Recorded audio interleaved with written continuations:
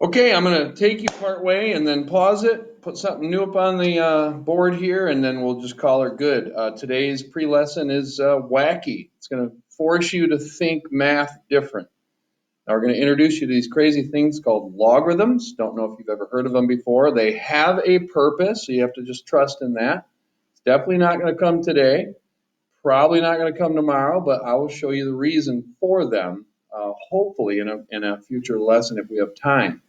But with that being said, let's just find out what they are. So as you can see right here, something you're very, very, very confident and comfortable with is an exponential equation. So if I asked you, read this, I bet you would say 2 cubed or 2 to the third or something like that equals 8. First of all, is that true? Well, yeah, it is. 2 times 2 times 2 is 8. But I want you to notice something. We call that the base, and that is written normal size. This is the exponent, and so you guys are used to that being written small. And you're supposed to. You know, a lot of students, when they start exponents, they get crazy and they go 2 cubed. And I know what they mean, but it's crazy to do that. You got to make your exponent small. It's part of math. It's the language of math. So, and then we have this thing, which I'm going to refer to as the answer. It's what this equals. So we're just going to call it the answer. Here comes some new stuff. Comes the unveiling. We got a logarithmic equation. That's a crazy looking thing. Now, I do this in class. We have a little bit of fun with it. I get old blue out, roll it around, select students, and I ask students to start reading this until somebody reads it correctly. It takes a while. I don't think in my years of teaching anyone on the first try, if they didn't know anything about logs, would read it right. I wouldn't have, because we're trained to read things left to right. It's how we read this. It's how we read English. If you're an exchange student from the Middle East, maybe you don't read things left to right. But you get my point? We're trained to read things left to right. Math, you don't have to. There's some different ways to read things. You can read this right to left if you wanted to. 8 equals 2 cubed. Anyways, with that being said, very strange. I bet you if I said, hey, read this, you would probably say something like log 2a3 equals 3 or something. And it doesn't make any sense to you.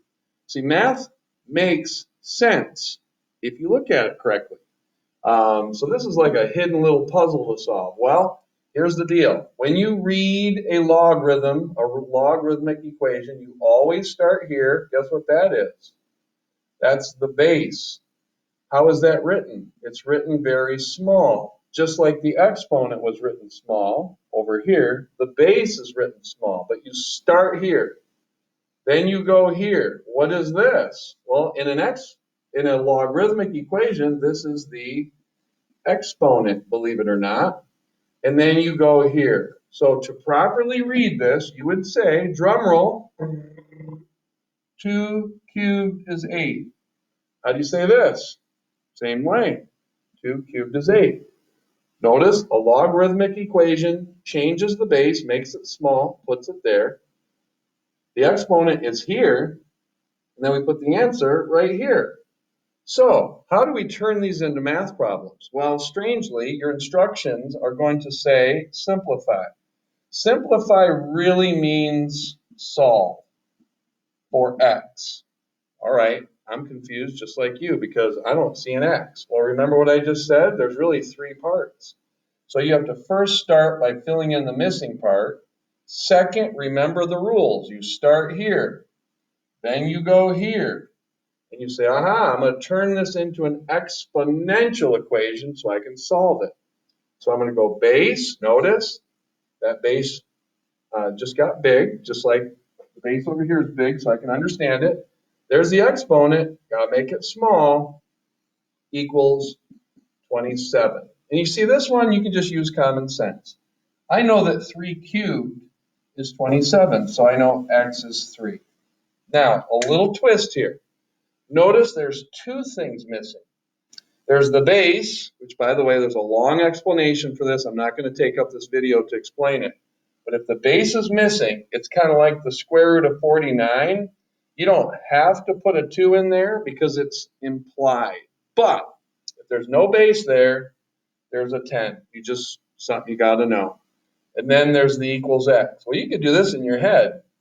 10 to the what power is 100. In other words, 10 to some power equals 100. Well, x has to be 2. Okay, these are your warmer-uppers. I got one more thing to show you, and then you can get after your homework.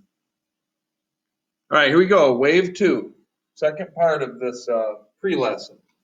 Oh, and I said in just a few seconds ago, good luck on your homework. Well, no, this is the pre-lesson. You got to go to the packet lesson, watch the sample problems.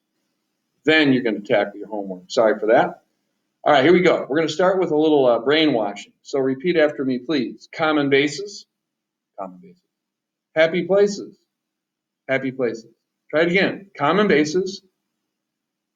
Happy places. All right, keep that in mind. Now look, on this problem, we have common bases. You know what that means? We are very happy because, you know what? They just disappear really because we can just say x equals 7.